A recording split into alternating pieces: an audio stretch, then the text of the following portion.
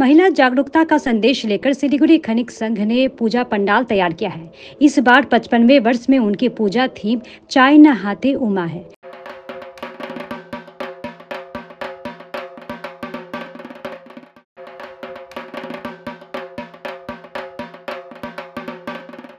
भारत में महिलाओं को देवी के रूप में पूजा जाता है। वहीं महिलाओं के साथ छेड़छाड़, बलात्कार और महिला बिक्री की घटनाएं लगातार बढ़ रही है।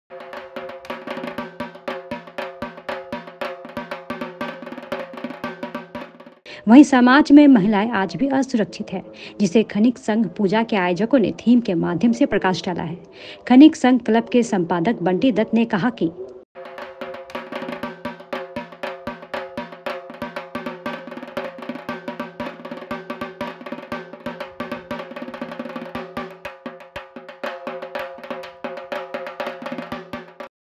আমাদের এবার থিমের নাম চায়না হতে উমা।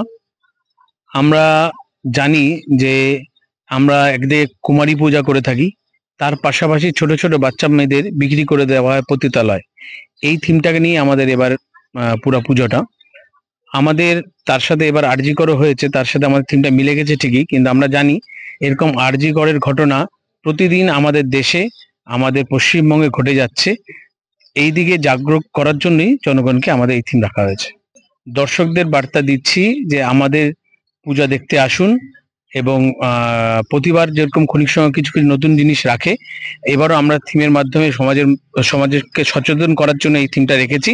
আপনারাও এটা সবাইকে জাগরুক করুন এবং আমাদের পূজা এনজয় করুন। দেখুন, প্রতিবারই আমরা একটা থিম রাখতে চাই যেটা সমাজকে কিছু মেসেজ দেয়, তার মাধ্যমে একটুকু যদি কোনো কাজে লাগে সেই জায়গাটা আমরা তৈরি করতে চাই। সেই উদ্দেশ্যেই আমাদের এই থিমটা করা। আমাদের চতুর্থ দিন ওপেনিং হচ্ছে। উদ্বোধনের দিন আমাদের দুটো নাচ থাকছে, যেটাও প্রতিবাদমূলকই থাকবে দুটো নাচ।